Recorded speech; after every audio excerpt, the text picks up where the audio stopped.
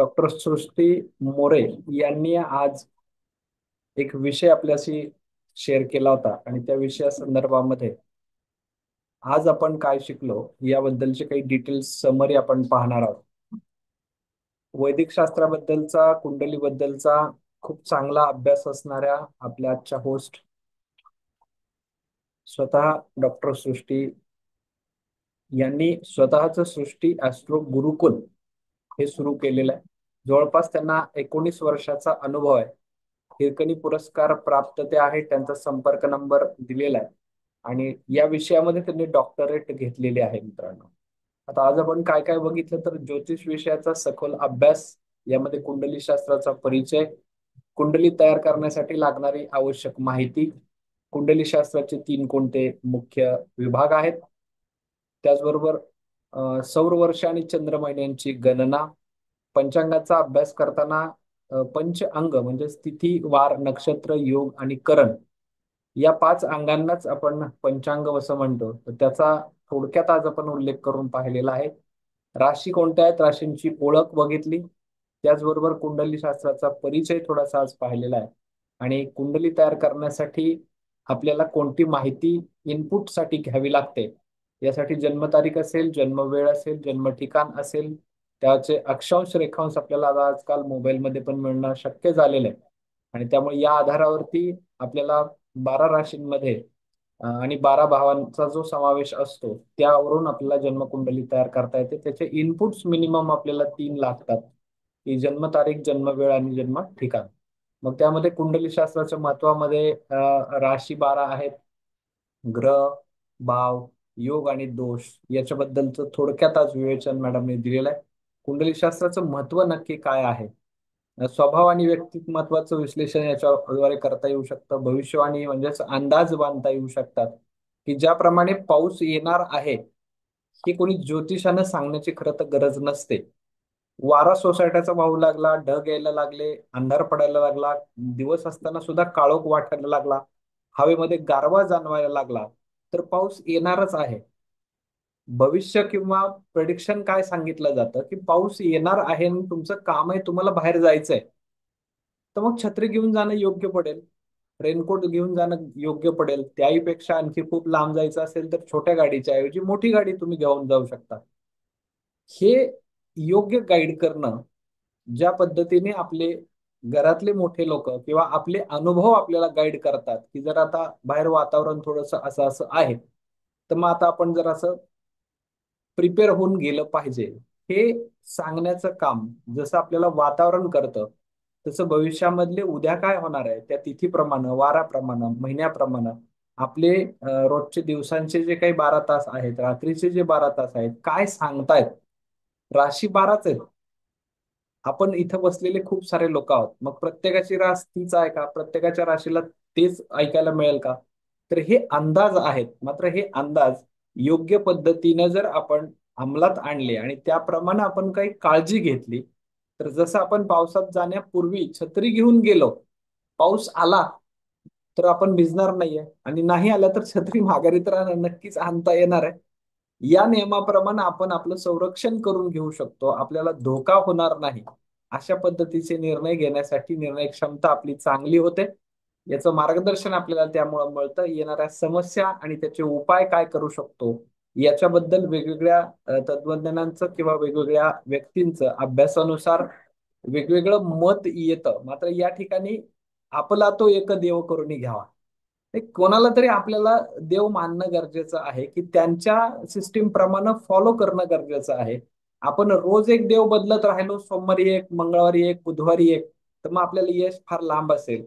त्यामुळं एका व्यक्तीकडून भले ते काही असू देत, पण त्यांच्याकडून घेऊन त्या पूर्णत्वाकडे जाण्यापर्यंत आपलं मनोधैर्य जर आपण चांगलं ठेवलं, तर मला वाटतं की आपण खूप लवकर या विषयामध्ये पारंगतता आणू शकतो. आणि यामध्ये त्याचा इतिहास आपण बघितला. मॅडमनी आज आपल्याला ऋषींनी ज्योतिषाचे जे 3 मुख्य भाग केलेले आहेत त्याबद्दल त्यांनी आपल्याला माहिती दिली, की त्यामध्ये सिद्धांत काय आहे, संहिता काय आहे, होरा कशाला म्हणतात. आता हे खरं तर एका एका शब्दावरती एक एक प्रबंध आहे, एक एक दिवस, एक एक वर्ष, एक एक तप जरी आपण त्याच्यावरती काम केलं तरी सुद्धा ते कमी पडणार आहे. म्हणून मग एक तर प्रत्येक गोष्टीवरती काम करायचंय का? तर नाही, कारण आता तेवढा वेळ आपल्या प्रत्येकाकडे नाहीये. आणि आपण ज्यांच्यासाठी पुढे जाऊन हे काम करणार आहोत त्यांनाही तेवढा वेळ नाहीये. कारण आज आपण बघा 10 किंवा 15 मिनिटांचा जर एखादा युट्यूब व्हिडिओ जरी असेल, तरी तो पाहण्यासाठी सुद्धा आपली मानसिकता नसते. आपण त्याला फॉरवर्ड करून पाहतो, किंवा तो 5 मिनिटात होईल का, 2 मिनिटात होईल का, असं आपलं प्रत्येकाचं म्हणणं असतं. कारण आता प्रत्येक जण फास्ट ट्रॅक वरती आलेला आहे. अश्मयुगातून आता माणूस हा पूर्णपणे टेक्नॉलॉजीच्या युगामध्ये आलेला आहे. आणि आता त्याच्याही पुढे जाऊन एआयच्या युगामध्ये आलेला आहे. आर्टिफिशियल इंटेलिजन्स करणं आता लोक कामं करून घ्यायला लागलेली आहेत. त्यामुळे त्या ट्रॅक वरती जाताना सुद्धा हे शास्त्र आपल्याला उपयोगात नक्कीच पडतं. मग त्यासाठी आपला किती वेळ गेला पाहिजे? तर मॅडमनी आमच्या या पद्धतीप्रमाणे 3 लेवल, तुमच्यासाठी लेवल 1, लेवल 2 आणि लेवल 3 असा सिलेबस केलेला आहे, की तुम्हाला पीडीएफ फॉर्मॅटमध्ये तुमच्या हातामध्ये असणाऱ्या ब्ल्यू प्रिंटच्या स्वरूपामध्ये तुमच्याकडे ते मटेरियल रेडी असेल. कमी शब्दांमध्ये व्हिडिओ तुमच्यापर्यंत आलेले असतील. जास्त न बोलता तुमच्यापर्यंत दिलेल्या मटेरियल तुमच्या बरोबर बोलायला लागेल, ते तुमच्या बरोबर संग्रही असेल. त्यातून तुमचे प्रिडिक्शन करण्याचे जे काही ठोकताळे आहेत किंवा त्यांचा जो अनुभव आहे त्याच्यासाठी त्यांनी 19 वर्ष वेळ लावलाय. आपल्याला 19 वर्ष वेट करण्याची गरज नाहीये. अवघ्या त्या 19 तासांच्या ह्याच्यामध्ये सुद्धा त्याचं प्रिडिक्शन कसं करायला पाहिजे याचं ज्ञान त्या आपल्यासाठी देत आहेत. आणि ही खूप मोठी बाब आहे की माझ्यासारखं तुम्ही व्हावं. हा विचारच किती सुंदर आहे बघा. कारण याची गरज सर्वांना आहे. हे बघितल्यानंतर ज्ञान खळखळत राहावं, सगळ्यांपर्यंत ते पोचावं, या उदात्त हेतून हा ऑनलाईनचा ट्रॅक आपण सुरू केलेला आहे. आज तुम्ही ज्या ठिकाणी ज्या अवस्थेमध्ये आहात त्या अवस्थेमध्ये थांबून सुद्धा इथपर्यंत तुम्ही मनानं नक्कीच पोचलेला आहात. हा टेक्नॉलॉजीचा आविष्कार आपण अंगीकारला आहे, आपण स्वीकारलेला आहे. आणि हीच ती गोष्ट आहे की हा आपल्यातला आणि आता झालेल्या नवीन टेक्नॉलॉजी मधला बदल आपण घेऊन पुढे चाललेलो आहे. मग सिद्धांताबद्दल त्यांनी सांगितलंय, संहिताबद्दल त्यांनी सांगितलंय, होराबद्दल त्यांनी सांगितलंय. सिद्धांत ज्योतिषची गणना आणि ग्रहचलनाचा अभ्यास याच्यामध्ये घेतला जातो. या प्रत्येक बाबींवरती एका एका शब्दावरती 2-2, 3-3 तास ते आपल्याला सांगू शकतील. मात्र हे सगळं अभ्यासासाठी आपल्याकडं सगळ्यात महत्वाचं मातृभाषेतून मिळणार आहे.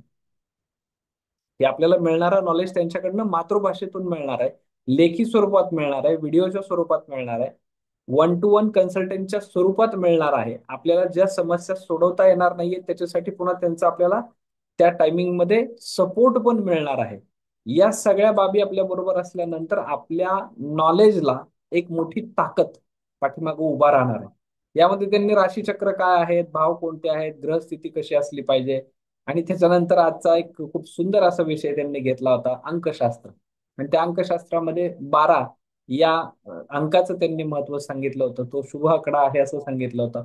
नवग्रहांची संख्या 12 आहे. तप 12 वर्षाचं होतं. गुरुग्रही अध्ययन 12 वर्षाचं केलं जातं. रात्र आणि दिवसांचे तास 12 असतात. मोजण्याची दशमान पद्धत 12ची आहे. हे सगळं बघितल्यानंतर महिने पण 12 आहेत.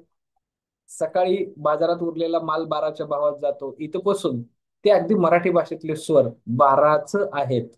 आणि त्याला आपण 12खडी म्हणतो. या सगळ्या बाबी त्यांच्या अगदी व्यवस्थित पद्धतीने आपल्यापर्यंत पोहोचल्या. आणि हे सगळं काही अगदी रोज वेगवेगळ्या पद्धतीनं आपल्यापर्यंत पोहोचणार आहे. महाशाळा आणि टीम त्यांच्या सपोर्टला आहे. तुम्हीही असा सपोर्ट मिळवू शकता. आणि या कोर्सला तुम्ही उपस्थित राहताय, तुमची रुची अजून वाढलेली आहे.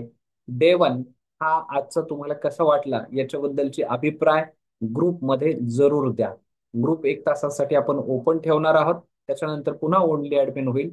कारण त्यामध्ये फक्त आपल्या विषयाशीच चर्चा संबंधित राहावी, हे आमचं म्हणणं राहणार आहे. त्यामुळे तुम्हाला सर्वांना पुनश्च एकदा खूप खूप धन्यवाद. खूप खूप धन्यवाद.